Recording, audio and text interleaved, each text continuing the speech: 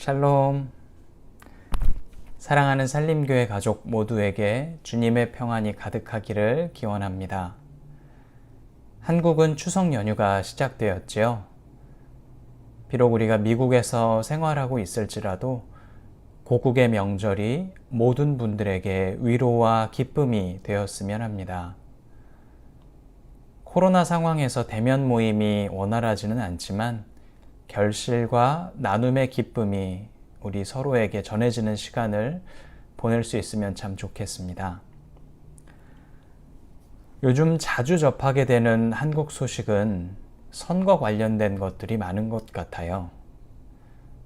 지도자의 위치에 오르고자 하는 사람들을 가만히 보고 있으면 한 가지 드는 생각이 있습니다.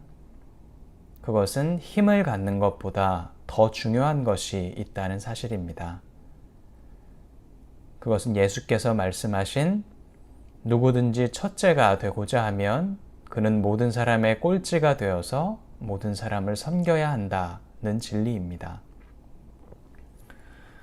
선거에 도전하려는 여러 후보자들의 언행을 보면 지도자의 위치가 위임받은 권한을 통해서 사람들을 섬기는 자리라는 사실을 잊은 듯이 보이는 모습들을 종종 목격합니다.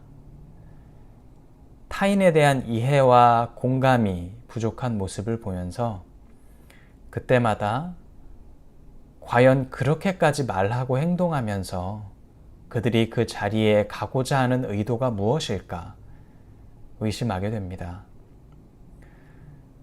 그리고 첫째가 되려면 꼴찌가 되어야 한다는 가르침은 누구보다도 그들에게 가장 먼저 필요하지 않을까 생각해 봅니다. 오늘 본문은 첫째가 되려면 모든 사람의 꼴찌가 되어서 그 사람들을 섬겨야 한다는 예수님의 말씀으로 유명합니다. 예수님께서 이 말씀을 하신 상황은 다소 흥미롭습니다. 길에서 서로 누가 가장 큰 사람이냐고 다투었던 제자들의 모습을 기억하시고 그들의 뜻과는 전혀 반대되는 의미로 첫째가 되고자 한다면 남을 섬기는 마지막 자리에 가야 한다고 예수께서 말씀하신 것이지요. 이렇게 예수님의 생각과 제자들의 생각은 너무 다릅니다. 그런데 예수님을 향한 제자들의 오해와 예수님과 제자들의 이 생각의 차이는 비단 9장에서만 나타나는 것이 아닙니다. 마가복음 전체를 통틀어서 제자들은 주로 예수님을 오해하는 자리에 서 있었습니다. 마가복음은 마태, 마가, 누가, 요한 이 네 복음서 중에서 가장 짧은 16장으로 이루어져 있는데 그 흐름을 따라가다 보면 선명한 줄기 하나가 보입니다. 바로 제자도, 제자의 길이라는 주제입니다. 이 흐름은 8장에서 베드로가 주는 그리스도이십니다 라는 위대한 고백을 할 때 가장 정점을 찍고 나서는 계속 내리막길을 달립니다. 자신이 죽음과 고난의 길을 걸어갈 것이라고 계속 말씀하시는 예수님 앞에서 강하게 항변하는 베드로의 모습을 시작으로 9장에서도 10장에서도 예수께서는 자신이 걸어갈 고난의 길을 말씀하시는데 제자들은 그것을 제대로 이해하지 못합니다. 그렇게 예수와 제자들의 사이의 차이는 계속 내리막길을 달려갑니다. 예수께서 가시고자 했던 길과 제자들의 이상이 서로 달랐던 것이지요. 예수께서는 자신의 길과 제자의 길이 고난의 길임을 계속 말씀하고 계시지만 제자들은 결코 그것을 들으려고 하지 않았고 자신들의 구미에 맞는 대로 예수의 길을 이해하고자 합니다. 오늘 9장은 바로 그런 흐름 안에 들어 있습니다. 9장 30절부터 32절에서 예수께서는 두 번째로 자신의 죽음에 대해서 말씀하시지만 제자들은 여전히 깨닫지 못합니다. 그리고 곧장 이어지는 장면이 제자들이 서로 누가 더 큰가, 큰 자리를 가지고 다투는 장면입니다. 제자들의 이 다툼에 예수께서는 다시 말씀하십니다. 첫째가 되고자 하면 꼴찌가 되어야 한다고요. 그 다음 모습이 오늘 본문의 백미입니다. 어린아이 한 명을 데려다 세우시고 이 어린아이를 영접하면 나를 영접하는 것이라고 말씀하신 것이지요. 어린아이를 환영하면 나를 환영하는 것과 같다고요. 어린아이는 그 모습 그대로 약하고 순수하고 또 미숙한 면을 가지고 있는 존재입니다. 더욱이 당시 유대 사회 내에서 어린아이는 여성과 마찬가지로 가장 낮은 위치, 미숙한 존재로 여겨졌습니다. 부모님에게 혹은 유대 남성에게 의존해야 하는 사람이었지요. 이런 것을 생각해 보았을 때 마치 예수님께서는 제자들에게 보란 듯이 자신들의 앞에 이 어린아이를 데려다 세우신 것 같습니다. 예수님의 고난에 대한 예고, 제자들의 다툼, 그리고 예수님의 말씀과 어린아이를 통한 비유, 이렇게 이어지는 흐름 속에서 마가복음의 저자가 매우 의도적으로 이런 반대되는 장면들을 연속해서 배치해 두었다고 저는 느끼게 됩니다. 섬김과 고난의 길을 더욱 강조하기 위해서요. 제자들의 무지에 반비례해서 첫째가 꼴찌가 되어야 한다는 예수님의 말씀이 그래서 더욱 명확하게 드러나는 것이지요. 사실 첫째와 꼴찌에 대한 예수님의 비유는 복음서 다른 부분에서도 등장합니다. 포도밭의 주인이 맨 처음 온 일꾼에게나 맨 끝에 온 일꾼에게나 임금으로 동일한 한 데나리온을 주는 장면에서 예수께서는 첫째가 나중되고 꼴찌가 첫째 된다고 말씀하시기도 하지요.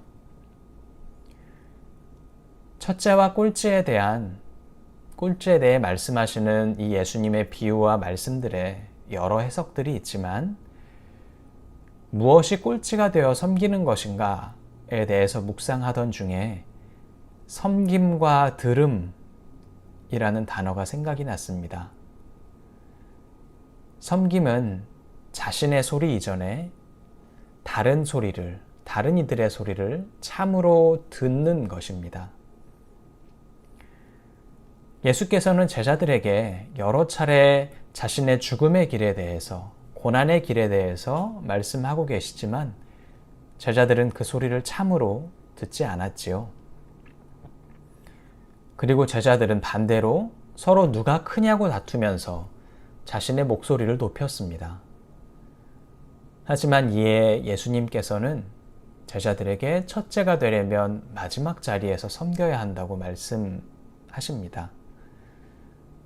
섬기는 것은 자신의 소리만을 높이는 것이 아니라 타인의 소리에 귀를 기울이고 듣는 일에서 출발합니다.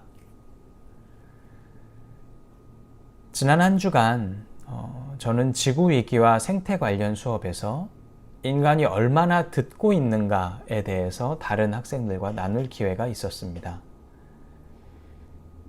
인간은 종종 자신만이 지혜와 사고를 가지고 있다고 흔히 말하지만 자연은 그것이 착각이라는 것을 우리에게 알려줍니다. 수업을 통해 인텔리전트 트리스라는 영상을 학생들과 함께 보았는데요. 지적인 나무들, 이런 영상이었습니다. 그 영상 안에서 여러 식물학자들과 산림학자들은 가만히 있는 듯 보이는 나무조차도 자신에게 가장 이로운 환경을 선택하고 다른 생명들과 깊은 관계를 맺을 수 있다는 깊은 차원의 지식을 가지고 있다고 말하고 있었습니다. 나무도 지적인 존재라는 주제였는데요. 문제는 사람이 과연 이처럼 자연이 가진 지식과 소리를 얼마나 제대로 듣고 있는가였습니다. 이미 지구는 우리에게 여러 방법으로 말하고 있지만 사람은 그걸 듣는 방법을 잃어버렸는지도 모른다고 학생들과 함께 의견을 나누었었습니다. 그동안 사람이 지구에서 가장 높은 자리에 있는 양 사람의 소리만을 말해온 것이 아닌가 하는 반성을 함께 하게 되었습니다. 학자들은 인간세, 인류가 중심이 된 인간 중심주의라는 단어들도 함께 쓰고는 했는데요. 우리의 위기를 극복하는 방법은 인간의 소리, 우리의 소리만을 말하는 것이 아니라 우리 밖에 있는 타인과 지구의 소리를 들음으로부터 시작해야 하는 것이고 그 들음을 통해 우리가 섬김의 일을 감당하는 것이라고 수업을 통해 마무리했던 기억이 납니다. 비단 지구의 소리만일까요? 섬김은 진정 다른 이의 목소리를, 다른 이의 소리를 제대로 듣는 것에서 출발합니다. 배가 고파서 우는 아이, 다쳐서 신음하는 사람, 난처한 상황에서 어쩔 줄 몰라 발을 구르는 사람, 막막한 상황에서 할 말을 잃어버린 사람에 이르기까지 그것이 표현된 말이든 속으로만 전하던 말이든 우리는 타인의 소리를 걸을 때, 타인의 소리를 들을 때 비로소 나를 첫째된 자리에서 옮겨서 섬김을 향한 길을 걸어갈 수 있습니다. 예수께서 우는 자들과 함께 울고 웃는 자들과 함께 웃으셨던 것처럼 말이지요. 명절을 앞둔 이 시간에 우리는 어떤 목소리를 잃어버렸는지 혹은 듣지 않고 있는지 묵상해 보면 좋겠습니다. 가깝게는 우리 가족 안에서 우리가 서로를 얼마나 잘 듣고 있는지 돌아볼 수도 있겠지요. 혹은 너무나도 바삐 사느라 스스로를 돌보지 못한 우리 내면의 자아가 우리에게 무엇이라고 말하는지 들어볼 수도 있겠네요. 우리 삶에 내어줄 곁을 조금 더 만든다면 우리 이웃의 어려움과 고민이 무엇인지도 들어볼 수 있겠지요. 청년의 소리, 노동자들의 소리, 또 나이, 성별, 능력, 국적 때문에 차별받는 이들의 소리, 우리 사회의 각 공동체 안에서 목소리를 잃어버린 수없이 많은 이들, 그들의 소리가 있을 것입니다. 꼴찌가 되어서 섬기는 것은 바로 그 소리에 찾아가서 그 소리를 듣는 것에서 출발합니다. 예수께서 십자가 고난과 죽음의 길을 걸어가셨던 것처럼, 그리고 고난받는 이들의 곁에 함께 서 주셨던 것처럼 오늘 우리에게 마지막 자리로 가라는 음성은 바로 우리가 듣지 않고 있던 그 소리들에게 찾아가서 그것을 듣고 우리에게 주어진 섬김의 길을 걸어가는 것이라고 생각합니다. 우리가 그 길을 걸어갈 때 예수께서 그러하셨던 것처럼 주의 영이 우리를 인도하셔서 들을 귀와 섬김을 향한 넉넉한 마음을 우리 안에 가득 채워주실 것이라 믿습니다. 들어주셔서 감사합니다. 함께 조용히 기도하겠습니다.